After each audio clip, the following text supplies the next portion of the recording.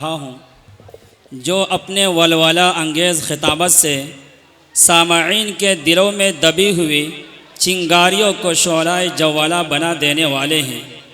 मेरी नज़र इंतखाब उस वारिस अंबिया पर जाकर रुक जाती है जो सिर्फ़ मुल्क का ही नहीं बल्कि आलम इस्लाम का एक कामयाब तर्जुमान, बेहतरीन ख़तीब, उम्दा अदीब के साथ साथ रूहानी व जिस्मानी इलाज करने वाले तबीब भी है और कुरान हदीस की रोशनी में तकरीर करने वाले वाइज़ भी है, जिसके अंदाज़े बयां में बेपनाह शगुफ्तगी और संजीदगी है, जिसने खिताबत की नोक पलक संवारने में काफ़ी अर्क रेज़ी की है और इस मैदान में एक अपनी पहचान बनाई है। एक ऐसे बेबाक ख़तीब को दावत सुखन देने जा रहा हूँ जिनसे मेरी मुराद हज़रत मौलाना मुफ्ती अमजद साहब कासमी दामत बरकातुहुम जो सिकंदराबाद से तशरीफ़ लाए हैं। हज़रत का इस शेर के साथ इस्तकबाल करता हूँ। आ जाओ वफ़ा ए जान वफ़ा जलवा दिखाने के लिए आ, ए जान वफ़ा जलवा दिखाने के लिए आ, इस महफिल गुलशन को सजाने के लिए आ, बेताब निगाहों का भरम टूट ना जाए, इस सोई हुई महफिल को जगाने के लिए आ।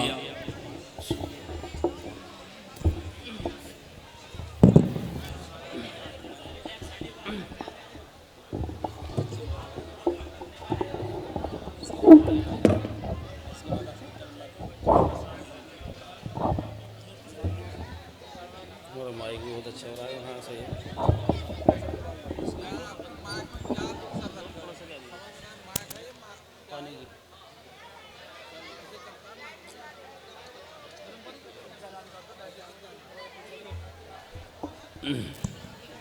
ये जो हजरात सामने खड़े हैं वो कुर्सी पर बैठ जाएं। आपके लिए कुर्सी का इंतज़ाम किया गया है। और जो बाहर ये खड़े घूम रहे नौजवान, इनसे भी मेरी गुजारिश है कि आप कुर्सी पर आकर बैठ जाएं। जब सामने से आप हजरत का बयान सुनेंगे तो दिल पर ज़्यादा असर होगा। ये जाने का माहौल ना बनाएं।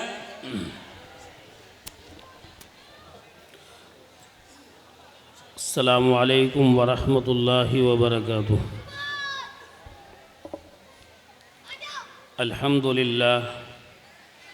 अल्हम्दुलिल्लाह वहदा वस्सलातु वस्सलामु अला मल्ला नबिय्य बअदह।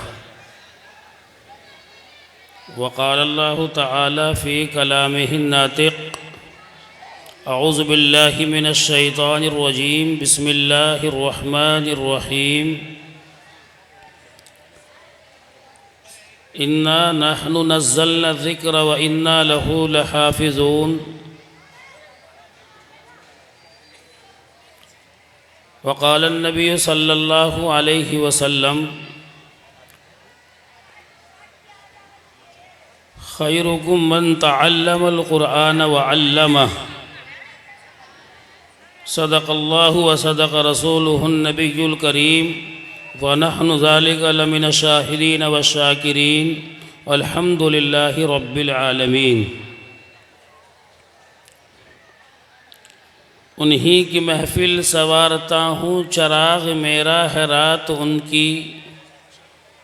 उन्हीं की महफ़िल सवारता हूँ चराग़ मेरा है रात उनकी। उन्हीं के मतलब की कह रहा हूँ ज़ुबां मेरी है बात उनकी। हज़रात मोहतरम और मुअज़्ज़ज़ सामाईन किराम, और यहाँ रौनक स्टेज हज़रात उलमाए किराम और पर्दा नशी मेरी माएँ और बहनें, अल्लाह तबारक व तआला का फ़ज़ल, उसका एहसान अज़ीम है कि ये हमारे इस इदारे का सालाना इजलास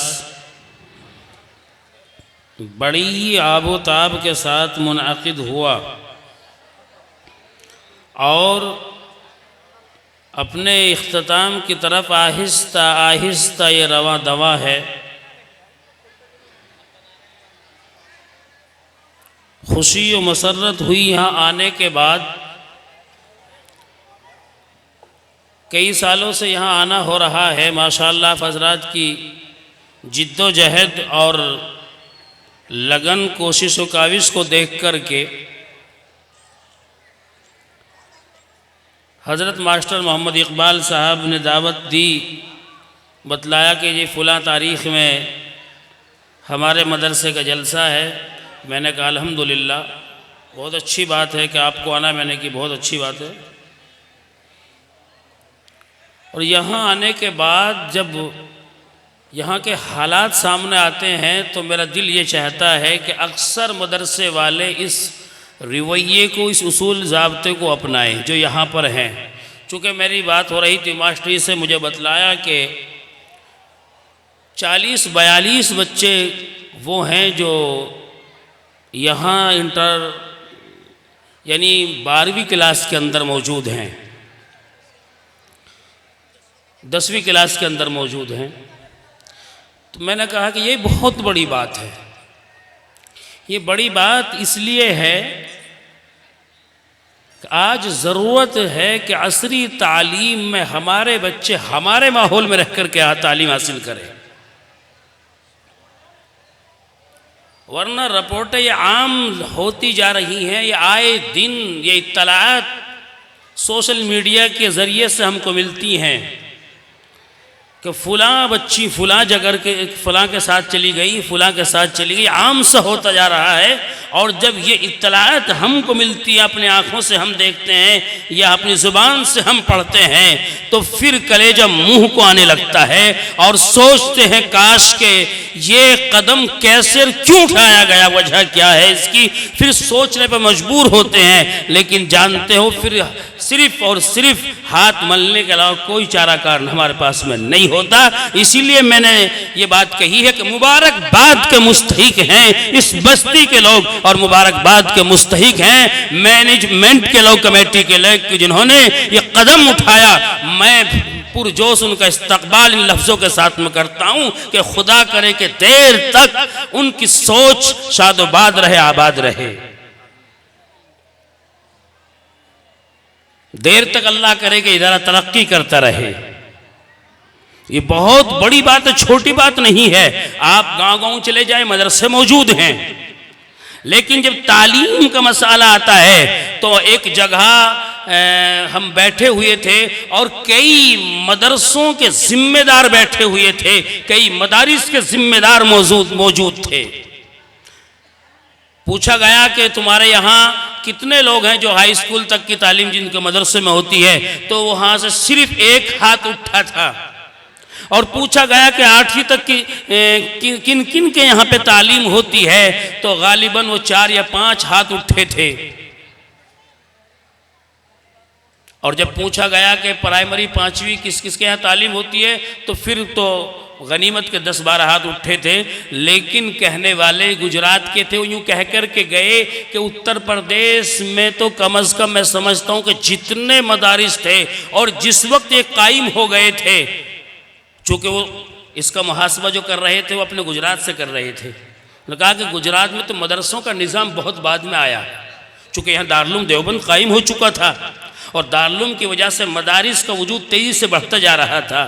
उन्होंने कहा कि होना तो ये चाहिए था कि यहाँ अक्सर मदरसा हाई स्कूल और इंटर तक की तालीम बच्चों को देता, लेकिन ये बात नहीं समझी गई।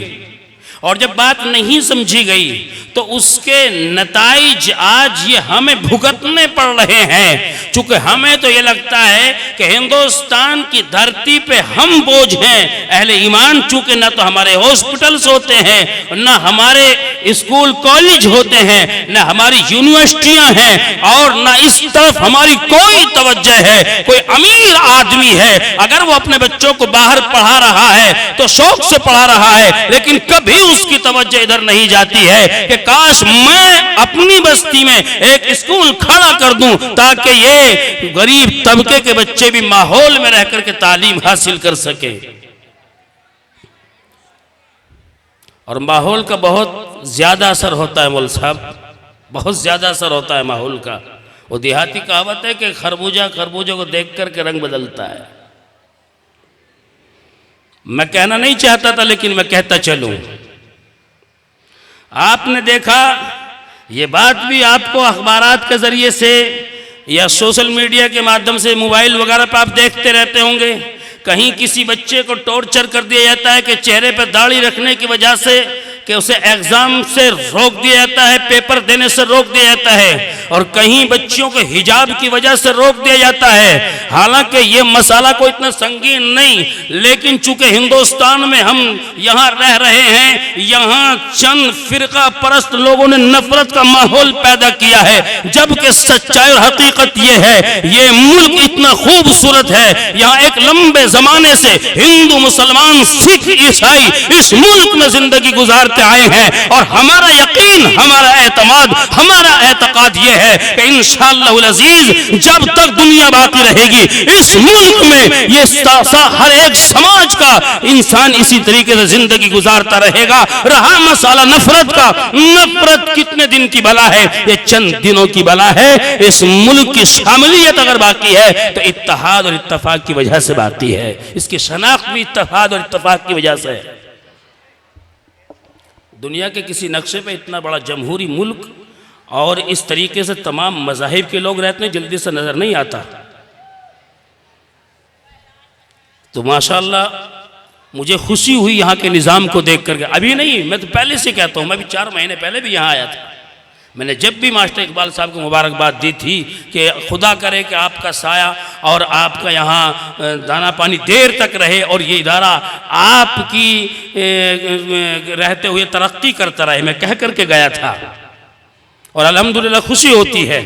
लेकिन मैं अर्ज़ ये कर रहा था कि कभी किसी बच्ची को हिजाब की वजह से टॉर्चर किया जाता है और कभी किसी बच्चे को दाढ़ी की वजह से, उसके लिबास की वजह से जज किया जाता है और उसे पेपर से उठा दिया जाता है। हमारे सिकंदराबाद के अंदर ये बात हमारे सामने आई कि बच्ची को हिजाब से रोक दिया गया। फिर हमारे पास में शिकायत लेकर के लोग आए और वहां सर जोड़ करके बैठे। बरजस्त हमने कहा था कि क्यों शिकायत करते हो, उन्हीं के कॉलेज हैं, उन्हीं के स्कूल हैं, उन्हें यह हक हासिल है, उन्हीं का घर हो और खवाते तुम करो कि आज खाना क्या बनेगा, दूसरों के घरों में जाकर के तुम कहोगे, तुम क्या कहोगे, तुम्हें इसकी कतई इजाजत नहीं है। अपने कॉलेज, अपने स्कूल बनाओ और बनाने के बाद अपना लिबास कैसा ही रखना, तुम्हें हक हासिल होगा। जब तुम्हारे कॉलेज नहीं है, तुम्हारे स्कूल नहीं है, तो फिर यह हक तुम्हें किसने दे दिया कि हम ऐसे लिबास में जाएंगे, वैसे लिबास में जाएंगे। मैंने कहा कि अपने कॉलेज, अपने स्कूल बनाओ, फिर कैसे ही लिबास में बच्चों और बच्चों को तुम भेजना, कोई मसला नहीं है। और वो मसला कितना संगीन बनता चला गया था, आपको याद हो या ना हो मैं बतलाता चलूं। चंद साल पहले मैसूर के अंदर एक बच्ची हिजाब पहन करके कॉलेज चली गई थी।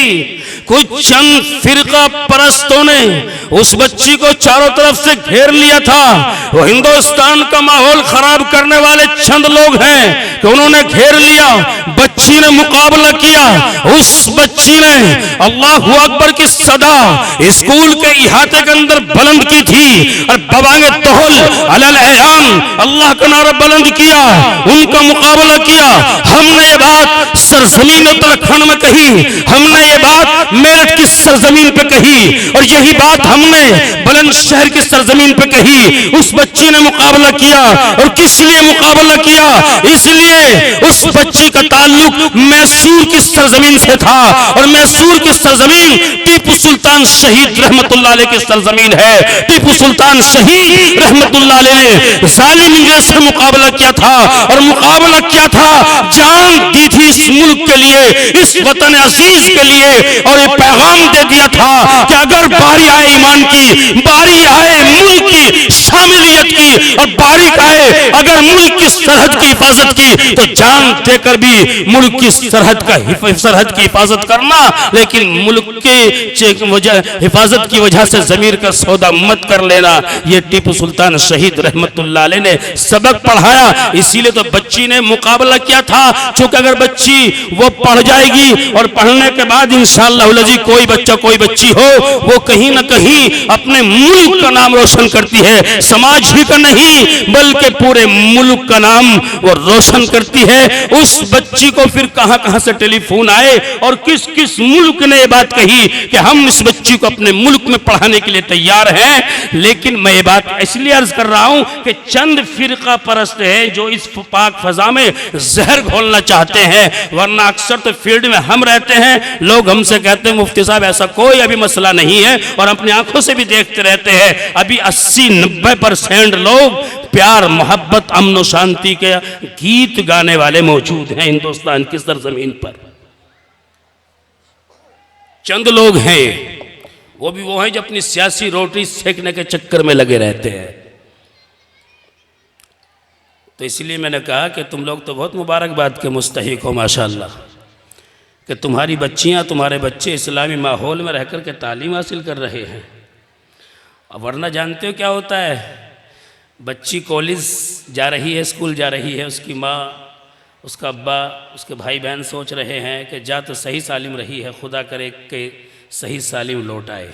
ऐसा माहौल पैदा हो गया है, ऐसा माहौल पैदा हो गया है।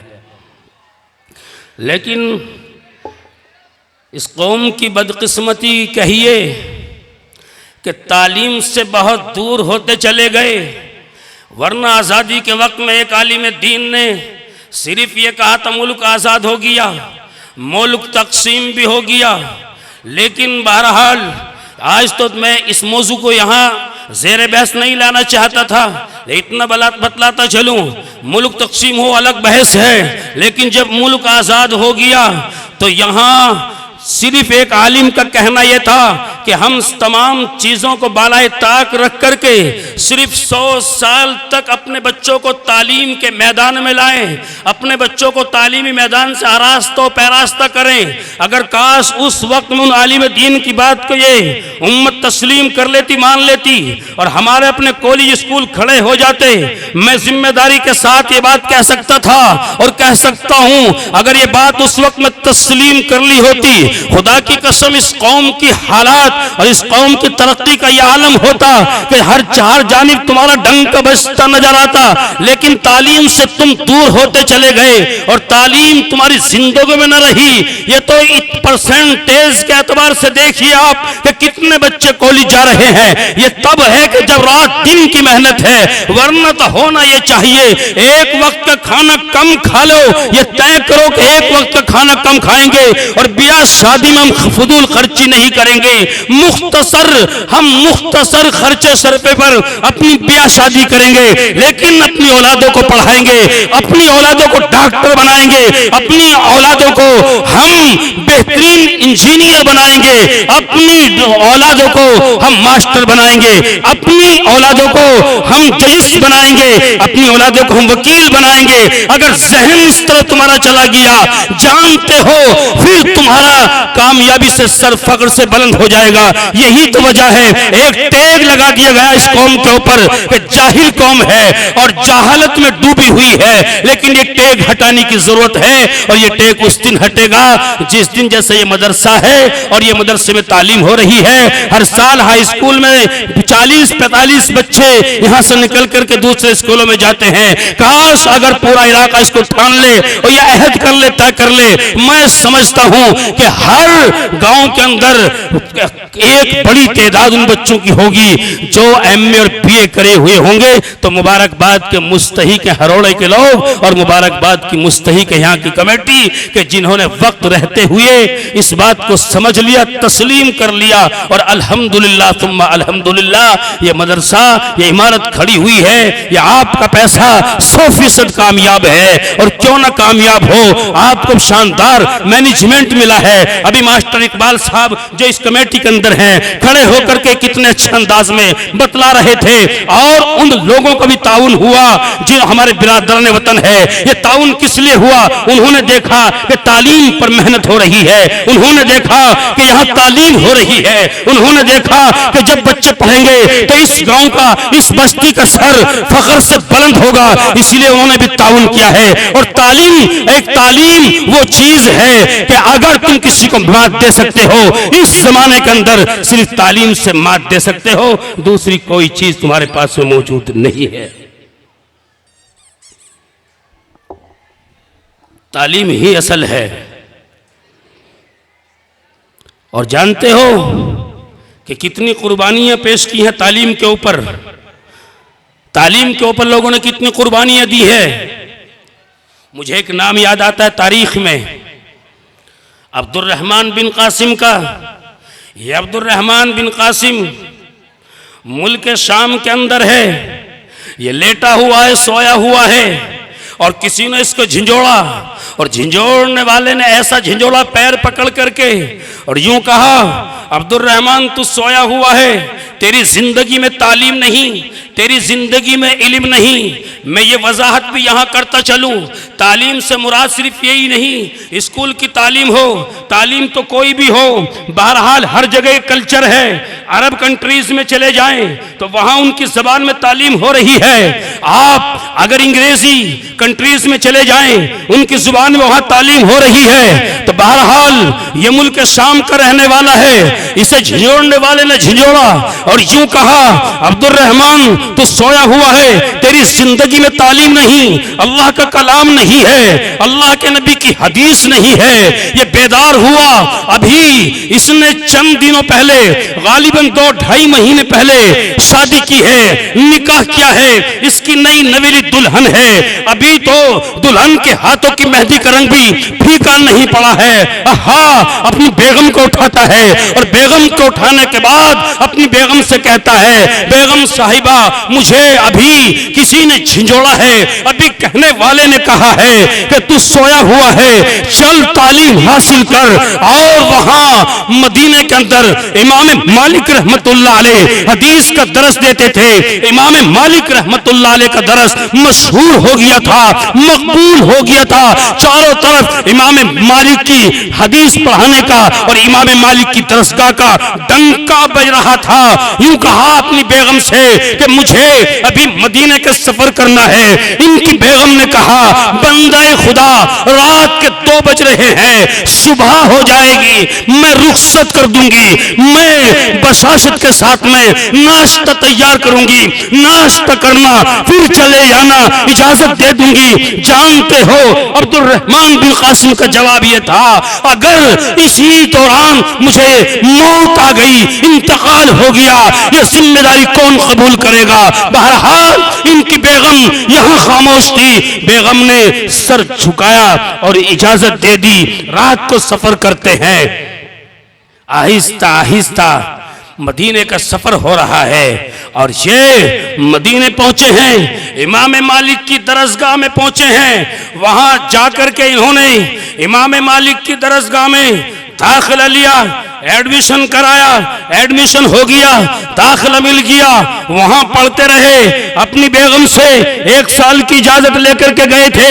1 साल का वक्त गुजर गया, दूसरे साल का वक्त गुजर गया, 3 साल का वक्त गुजर गया। नई नवेली दुल्हन को छोड़ करके आए थे। और हरोड़े के लोगों सुनो, आज एक मुद्दत बाद ये भव्य वाकया ज़बान पे आ गया है। जानते हो 3 साल तक जिंदगी गुजारते रहे। अचानक बेगम का ख्याल आया, बीवी का ख्याल आया और एक कागज को उठा करके उसकी पूछ पर ये उस पर तहरीर कर दिया, बेगम साहिबा होना तो ये चाहिए था कि मैं 3 साल 1 साल की इजाजत लेकर के आया था, होना तो ये चाहिए था 1 साल में पलट करके आ जाता, लेकिन 1 साल भी गुजर गया, दूसरा साल भी गुजर गया, तीसरा साल भी गुजर गया। अभी मेरी इल्मी तशनगी बाकी है, मेरी प्यास नहीं बुझ पा रही है। मैं मजीद मदीने में कयाम करना चाहता हूँ, मैं मजीद इल्म हासिल करना चाहता हूँ। और यह भी लिखा, अगर तुम चाहो किसी और से निकाह कर लेना, मेरी तरफ से तुम आजाद हो, अगर चाहो तो किसी और के साथ जिंदगी गुजार लेना।